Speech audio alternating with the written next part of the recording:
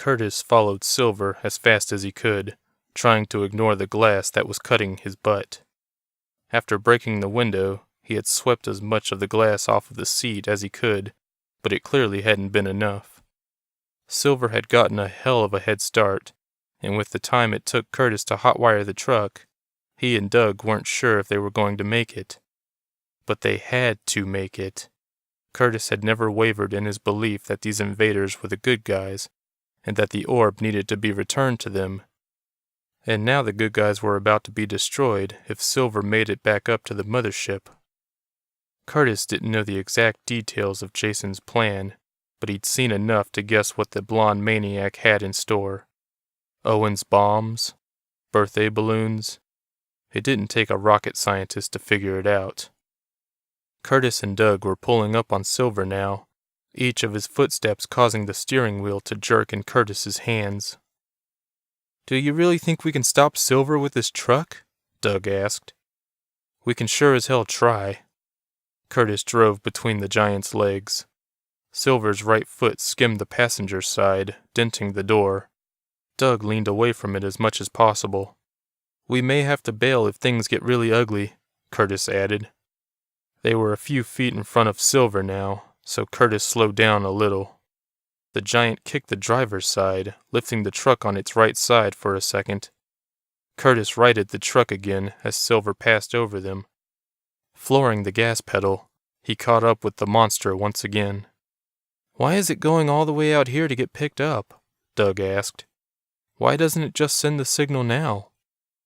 "Because Jason doesn't want that mothership too close to the house, I guess," Curtis responded. He tried a different tactic this time by weaving in and out between Silver's feet. "I wish we had some rope or something." Just then, Silver kicked the truck sidelong, flipping it over completely. Curtis and Doug were tossed around the cab as the truck rolled to a stop upside down. Dazed though they were able to see Silver stumble and fall a few yards away. The impact shook the truck. "You think that'll work?" Doug asked wearily, his forehead bleeding. "No," Curtis said, "but it's a start." He crawled out through his broken window, hammer in hand. He slowly walked towards Silver, the hammer raised over his head.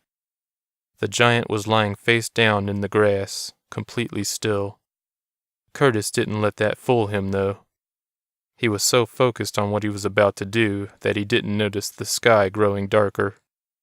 The seam in Silver's scalp was barely visible. Curtis knew he had little to no chance of opening the head and taking out the 3 minions inside. He thought of beating at the scalp to open it, but then realized that was foolish. Just then, Silver's head lifted off the ground so that his eyes were staring into Curtis's. The minions must have been getting back up. But then Curtis realized the giant wasn't using its arms to raise itself. The entire upper half lifted off the ground while its legs and feet stayed earthbound. Curtis looked up to the sky and saw a dark vortex in the gray clouds. The mothership. "No, stop!" Curtis shouted, though he knew they wouldn't hear him. Now Silver's lower half lifted off the ground. Curtis dove out of the way as the giant's feet pendulumed past him. He watched as the Trojan horse disappeared into the vortex above. Things were frantic as everyone on the ship prepared for the scout's arrival. Owen and the twins approached the guardrail as the airlock opened at the bottom of the hangar. The familiar silver head rose up from the floor. Owen looked above him to where the rest of the crew was. Clearly they were excited about having completed their task. Owen noticed Claude and Calvin were smiling. "After we make sure the orb is intact," Claude told Owen, "we can send you back so you can help us capture Arminus." Owen nodded. Finding Arminus would not be an easy task. Owen had no idea where to even start looking. However, he knew that wherever Arminus was, Nikki would also be. A loud echoing clang startled Owen as Silver finished its ascension into the hangar. "Let's go," Calvin told his brother as a crystal catwalk extended outward from the platform. The path was level with the behemoth's head. Calvin and Claude started toward Silver as Demetrius appeared next to Owen. The two of them waited at the hangar's entrance while the twins did the work. Owen glanced nervously at the captain. Demetrius only stared forward, determined. A loud bang made Owen jump. He looked back to the giant. Its head was opening. Calvin and Claude paused directly in the middle of the catwalk. They stared at each other briefly, then back at the scout. Something small, round, and white floated out of the opening head. Owen recognized it immediately as a balloon. Then another balloon, this one pink. Suddenly, a lot of balloons floated out of the giant's open head. The balloons floated up through the hangar's round ceiling into the rest of the ship. The crew watched them go by. Owen figured there were at least 30 or more balloons floating around. One in particular was coming toward him now. The twins stared upward, as did Demetrius, so no one else seemed to notice this lone balloon. It was one of the white ones. Owen grabbed it. It had "Happy Birthday" stenciled in pink letters, and there was something inside of it. It was a small, round object. A red object. "Hey, who are you?" Owen heard one of the twins say. He looked up and saw them staring at someone clinging to the edge of the open cranium. Whoever it was, he was human, with short red hair and prominent freckles on his face. There were also dark tear tracks running down from his eyes. A zombie! But how? The zombie held something that looked like a remote. Owen's mind worked slowly to process everything he was seeing. He looked at the balloon and the object inside of it. Then he looked at the zombie with the remote. The remote. It was Dee's remote. What the hell was the zombie doing with Dee's remote? Just as Owen wondered this, the redhead pressed a button on the remote, and the small red object in the balloon lit up. It was only a small white light in the middle of the object, like a button. A button! And then it hit him. This balloon had a buster in it. All of the balloons did. Busters couldn't be activated by remote, though. What was this? These zombies couldn't have possibly engineered this. Jason. This was a trap set up by Jason. It had to be. The orb hadn't been retrieved. All of this hit Owen at once, and he realized he was still holding the balloon bomb. He tossed it away and grabbed Demetrius, pulling him to the ground. "Get down!" Owen screamed to the twins. They whirled around on the catwalk to look at him. Then they looked up at all the balloons floating around in various parts of the large ship.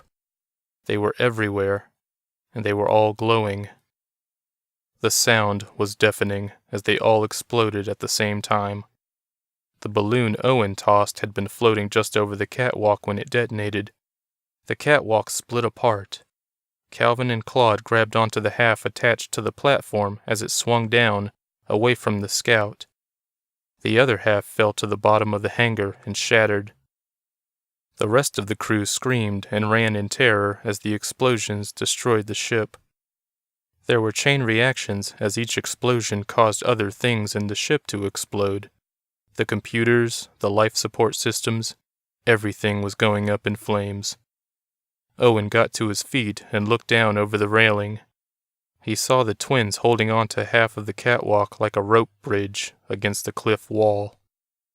"Hang on!" he shouted down to them as he looked for a way to help. There was a loud groan as the ship shook violently. Owen saw Silver sway back and forth.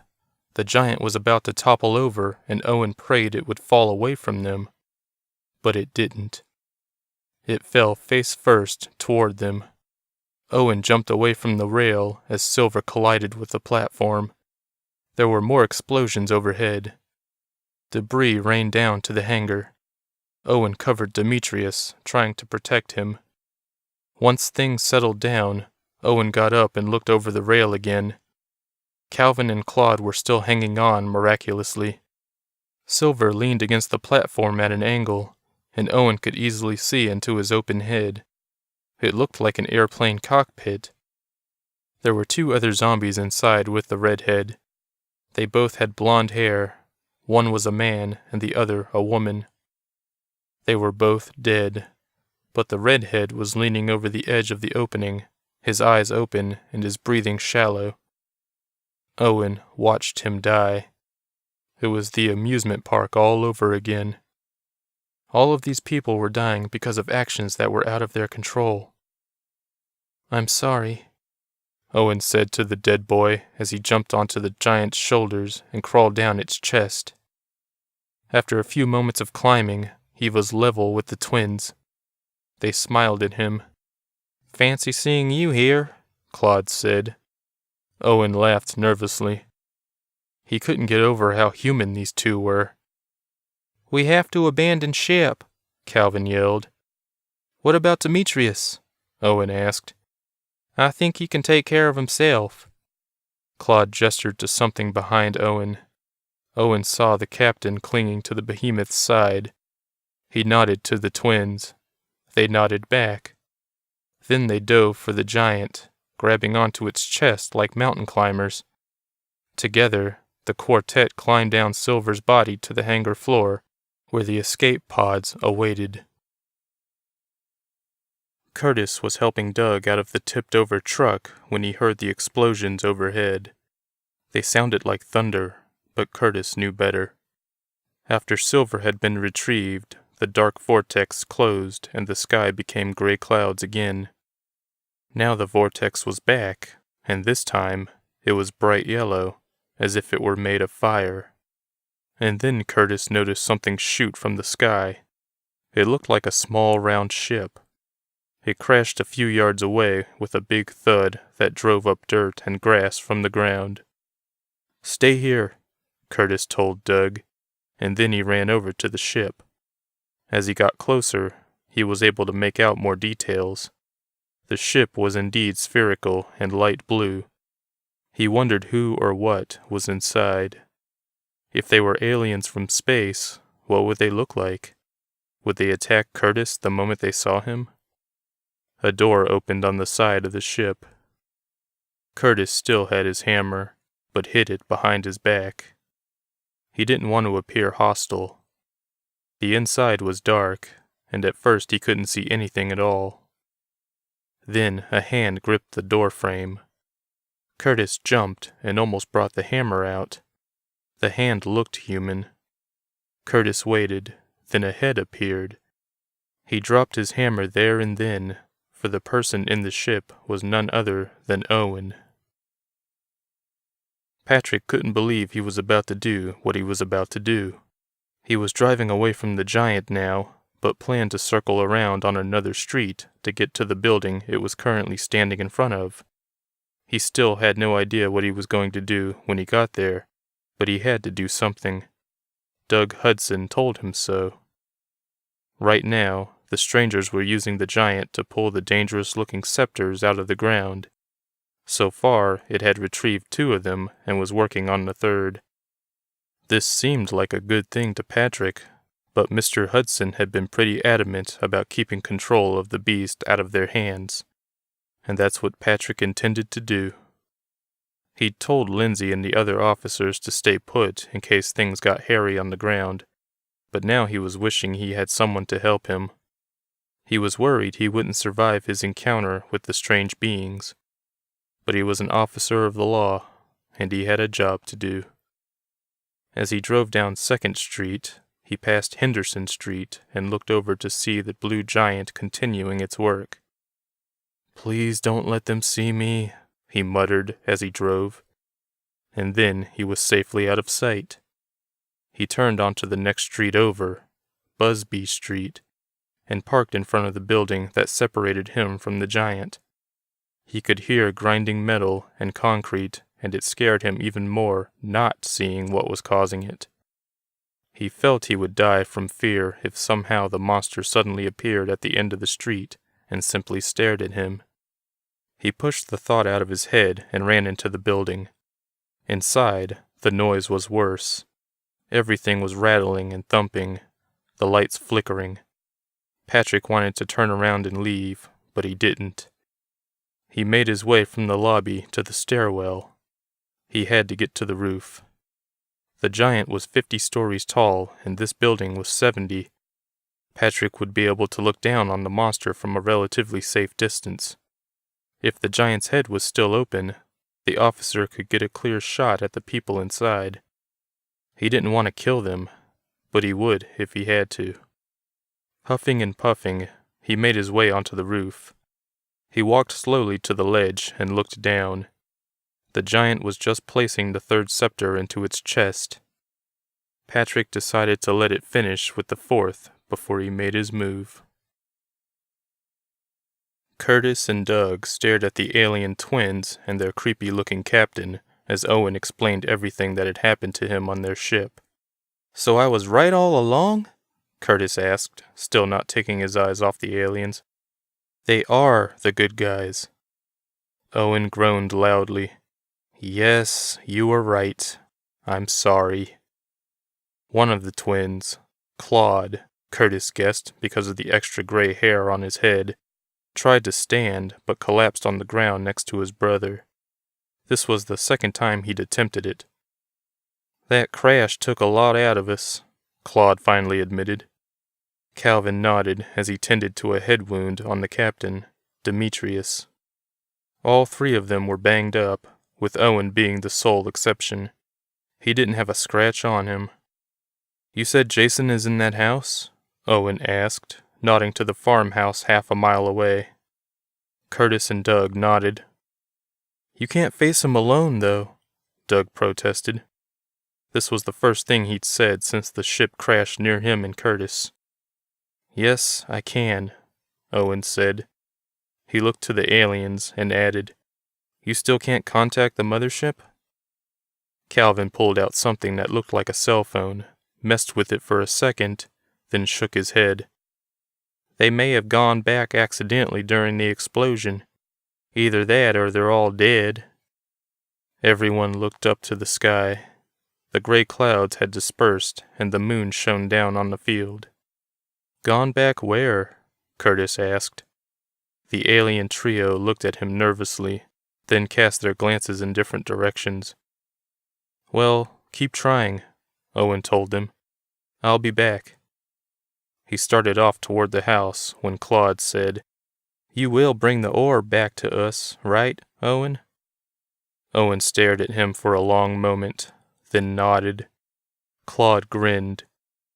Owen took off again, passing the truck, which was totaled after Silver's mighty kick. Owen ran as fast as he could, which was considerable. That boy was something else.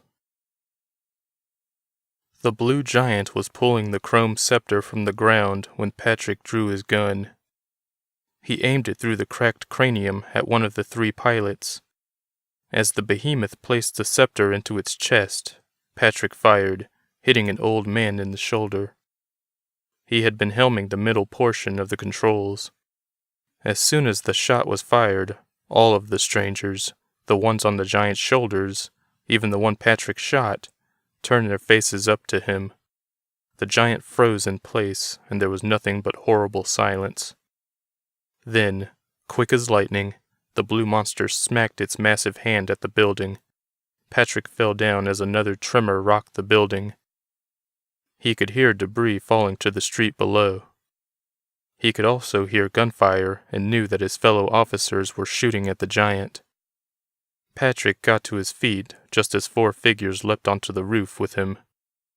Two of them were kids, a boy and a girl barely in their teens. The other two were young blonde girls, probably in their early 20s. Patrick got his first good look at the people who had commandeered the giant robot. They had pale skin and dark tears running down their cheeks. He lowered his gun as they stood there, staring at him. He didn't know what to do. He had no idea what was going on in this city, but he knew he couldn't shoot children. Suddenly, they all charged him. Patrick shot one of the blondes in the leg. She went spinning through the air and fell to the ground. The little boy was nearly right on top of him, so Patrick spun around and elbowed the kid in the face. The boy spun and landed on his stomach.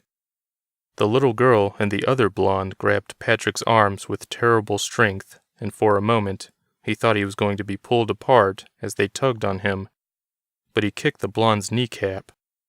She let go immediately. He then punched the little girl right in her large forehead. She dropped like a brick. Patrick groaned as he swung his arms to get the pain out of them. He honestly thought he was going to be pulled apart. The 4 strangers were on the ground, some unconscious, the others rolling around aimlessly. Patrick ran to the ledge again and saw the other strangers on the street, fighting with his fellow officers. He saw Lindsay firing strategically at a couple of the, for lack of a better word, zombies. It was 8 cops against at least a dozen of these unarmed freaks. Perhaps the officers would be okay. Then Patrick saw one of the zombies toss a squad car at the cops. The car landed a few feet from Lindsay. He fired a few rounds at the zombies who were taking advantage of Lindsay's dazed state and took them down easily. Suddenly, the blue giant that had been watching the scene in the street looked up at Patrick again. There were no more zombies on its shoulders, only the 3 in its head, and they were now controlling the mechanical monster to climb the building on which Patrick stood. "Holy crap!" he screamed as he looked for a place to run. He started for the roof entrance just as the entire building gave a terrible lurch, and he nearly fell off his feet again. The building was collapsing. He would never make it to the ground floor if he went back inside. He whirled around and saw the blue giant appear from over the ledge. Its blue stony eyes stared at him as if they had life in them. Patrick was reminded of the way they stared at him in the field not that long ago. The giant pulled itself up to the roof as the building crumbled under its weight. Patrick did the only thing he could. He ran to the ledge on the right side of the building, and he jumped.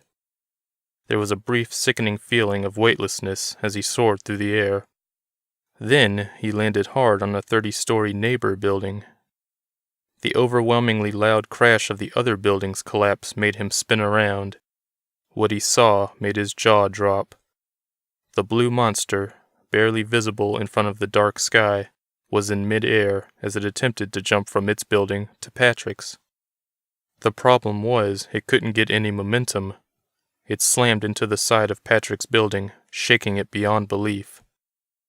The giant's open head was facing Patrick as the beast tried to climb onto the roof.